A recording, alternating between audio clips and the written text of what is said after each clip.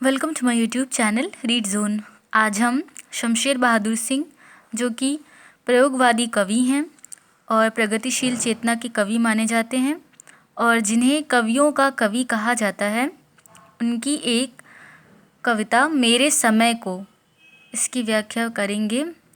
इस कविता में शमशेर बहादुर सिंह कह रहे हैं कि मेरे समय को एक ताश की तरह काट दिया गया है।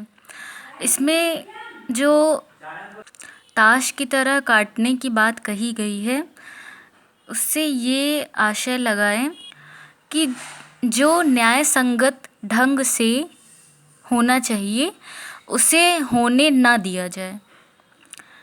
यहाँ पे कवि जो है वो षड्यंत्र रचने वाले लोगों के खिलाफ बात कर रहा है। इसमें कवि ये कहना चाहता है कि कैसे कुछ जो शक्तिशाली लोग हैं, जो सत्ता में हैं या जिनके पास भी शक्ति है, जिनके पास भी पावर है, तो कुछ ऐसे लोग जो होते हैं वे क्या करते हैं कि जब भी अपने अच्छे कार्य को दिखाना होता है तो जो उनके आश्रित कवि होते हैं, उनके जो गुलाम कवि होते हैं, उनके द्वारा वे अपनी कीर्ति को चारों तरफ फैलाते हैं। मतलब कविताओं के माध्यम से अपना प्रकाश करते हैं, अपनी प्रसिद्धि बढ़ाते हैं। और जब उनके द्वारा कोई निंदनीय कार्य किया जाए, उनके द्वारा कोई गलत कार्य किया जाए, तो उसे प्रकाश में नहीं आने देते हैं। और अगर कोई कवि उनके द्वारा किए गए उस गलत कार्यों का पर्दाफाश करे तो ऐसा षड्यंत्र रचते हैं कि वो जो कवि है वो समाज में उनके उस भेद को खोल ना पाए। तो यही जो है इस कविता में कवि कह रहे हैं कि मेरे समय को एक ताश की तरह, यहाँ पे काश लिखा है पर ताश है, मेरे समय को एक ताश की तरह काट दिया गया है। मेरे समय को एक ताश की तरह काट दिया गया है, अर्थात कि मुझे जो समय मिला था कि मैं उसमें अपने कवित्व, अपने कृतित्व के द्वारा लोगों के समक्ष सच को प्रस्तुत करूं, भेद खोलूं, इन लोगों का षड्यंत्र जो है सबके सामने लाऊं, उससे मुझे वंचित करने का प्रयास किया जा रहा है, वो मुझे कार्य करने नहीं दिया जा रहा है। तो मेरे समय को एक ताश की तरह काट दिया गया है। मतलब जो न्याय संगत ढंग से होना चाहिए वो होने नहीं दिया जा रहा है। आगे कवि कह रहे हैं कि कवि एक बड़ा सा तोता है जैसे कि मैं,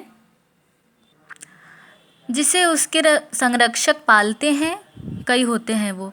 अब यहाँ पर जो है वे व्यंग कर रहे हैं कि कवि एक बड़ा सा तोता होता है जो मतलब लोगों के समक्ष बोलता है। जैसे तोता क्या करता है, तोते का काम होता है बोलना।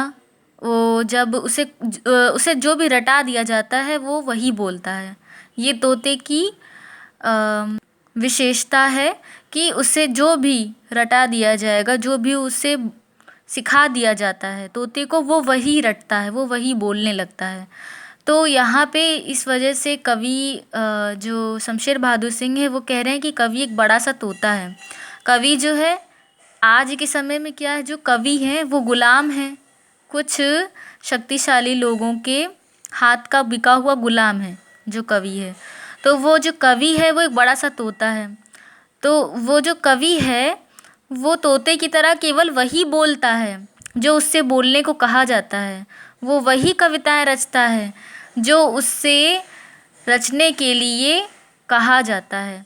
यानी वो अपनी बुद्धि से कुछ भी नहीं करता, उसे जो रटा दिया जाता है, कवि को जो सिखा दिया जाता है, वो उसी के अनुसार रचनाएं करता है। तो अब यहाँ पे व्यंग करके कह रहे हैं कि कवि एक बड़ा सा तोता है जैसे कि मैं, जिससे उसके संरक्षक पालते हैं, उसके संरक्षक पालते हैं। अब यहाँ पे आश्रय देने वालों की बात की जा रही है, जो उसे संरक्षित कर रहे हैं, जो उस कवि को संरक्षण प्रदान कर रहे हैं, जो उस कवि को अपना आश्रय प्रदान कर रहे हैं। ऐसे जो शक्तिशाली जो ऐसे लोग हैं या सत्ताधारी जो ऐसे लोग हैं, वे जो उसके संरक्षक हैं, तो कह रहे हैं कि जिसे उसके संरक्षक पालते हैं, जिसे उसको संरक्षण देने वाले लोग पालते हैं, यानी कि कवि जिनका गुलाम होता है, जिनका वो आश्रय लेता है, और जो कवियों को आश्रय देने वाले लोग होते हैं, कई होते हैं, वो कई प्रकार के होते हैं। मतलब कहने का है, जैसे कोई भी शक्तिशाली व्यक्ति है, कोई भी बड़ा आदमी है, कोई भी सत्ताधारी आदमी है, तो वो अपने संरक्षण में जिन भी कवियों को रखता है, अपने प्रसिद्धि को, अपनी कीर्ति को लोगों के सामने व्यक्त करने के लिए, तो वो जिनको भी संरक्षण देता है, ऐसे कवि जो उसके जो गुलाम होते हैं, वो उन कवियों के बारे में कहा जा रहा है यहाँ पे कि कवि जो है वो आज के समय में क्या है, कवि एक बड़ा सा तोता है। कवि जो है वो एक गुलाम है, और जिसे बड़े बड़े आदमी पालते हैं, यानी कि जिसको अपनी शरण बड़े बड़े आदमी लोग देते हैं। शतरंज का एक खाना है, आगे कह रहे हैं इसमें कि शतरंज का एक खाना है जिसमें तुम मुझे ऊपर उठाकर रखते हो। अब यहाँ पर कवि अपने विषय में कह रहा है, क्योंकि जो गुलाम कवि हैं, वो तो केवल वही रटेंगे, वही बोलेंगे जो उनसे कहा जाएगा। वो बड़े बड़े आदमियों की प्रशंसा करेंगे, उनकी बातों को अपनी कविताओं में, उनके गुणगान को अपनी कविताओं में लिखेंगे। तो वो जो कवि है वे गुलाम कवि हैं। लेकिन जब कवि जो शमशेर बहादुर सिंह हैं, उनकी तरह जो जागरूक कवि हैं, वे जब अब उनके भेदों को खोलने का प्रयास करते हैं, जब उनकी वो जो भी गलत कार्य हैं या उनके जो भी षड्यंत्र हैं, जब उनको वो सामने लाने का प्रयास करते हैं, तो वे जो शक्तिशाली लोग हैं, वे ऐसा षड्यंत्र रचते हैं जिससे कवि जो है वो उनके भेदों को ना खोल पाए, और इसी तरह से जो गलत कार्य हो रहे हैं, जो अन्याय हो रहा है, वो होता रहे, और उनकी पोल जो है वो खुलने ना पाए। शतरंज का एक खाना है जिसमें तुम मुझे ऊपर उठाकर रखते हो। अब यहाँ पे कह रहा है, शतरंज से यहाँ पे तात्पर्य है षड्यंत्र से, जो मतलब अपने दिमाग से जो षड्यंत्र बनाते हैं तरह तरह के, कुछ ऐसे जो भी बुद्धिजीवी लोग होते हैं या जो भी ऐसे लोग होते हैं, तो यहाँ पे षड्यंत्र की बात कर रहे हैं कवि कि शतरंज का एक खाना है, मतलब एक षड्यंत्र है, एक षड्यंत्र रचा गया है जिसमें तुम मुझे ऊपर उठाकर रखते हो। जिसमें तुम मुझे ऊपर उठाकर रखते हो कि यानी जिसमें तुम मुझे शिकार बनाते हो, मतलब जो षड्यंत्र मेरे लिए रचते हो तुम लोग। हवा में कुछ देर अंगूठे और उंगलियों के बीच अनिश्चय में थामे हुए, और हवा में कुछ देर अंगूठे, जैसे कि कोई भी शतरंज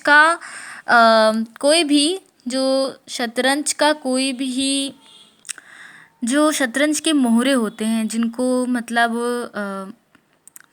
खेल में जो प्रयोग किए जाते हैं, तो उन्हीं को मतलब वो अपने से लेके कह रहे हैं, अपने मतलब रूप में देख रहे हैं कि मुझे उस शतरंज की गोटी जो होती है वो, कि मतलब मेरा क्या करना है, इस गोट को कैसे हटाना है, मुझे रास्ते से कैसे हटाना है।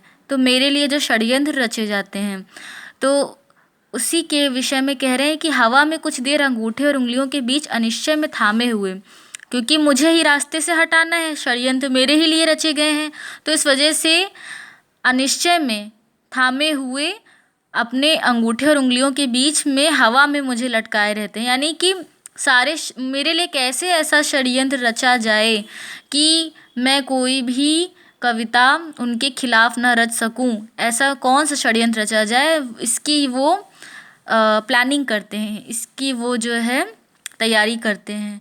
जिस समय मैं समझता हूँ कि यह मेरी कल्पनाशीलता का लोक है, मगर जो वास्तव में एक बारीक काट है रुके हुए सांस की, और वे समझते हैं, जिस समय मैं समझता हूँ कि यह मेरी कल्पनाशीलता का लोक है, उनको ऐसा लगता है कि नहीं, ये मेरी कल्पना है, ये सत्य नहीं है, ये मुझे बस केवल ऐसा ही भ्रम हो रहा है कि ये सब मेरे साथ हो रहा है।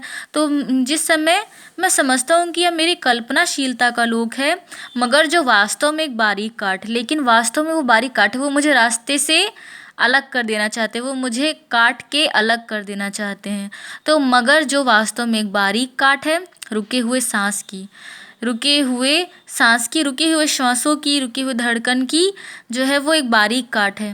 कहने का तात्पर्य है, आशय ये है कि वे मुझे रास्ते से अलग कर देना चाहते हैं, ताकि उनका जो भी काम है, जिनका जो भी गलत काम है, वो जो है इसी तरह चलता रहे, उसमें कोई रुकावट ना आने पाए और उनके भेद को कोई भी ना जान पाए। क्योंकि अगर उनके भेद समाज में सबके सामने कवि की कविताओं द्वारा खुलेंगे, तो फिर उनके लिए ये अनर्थ हो जाएगा।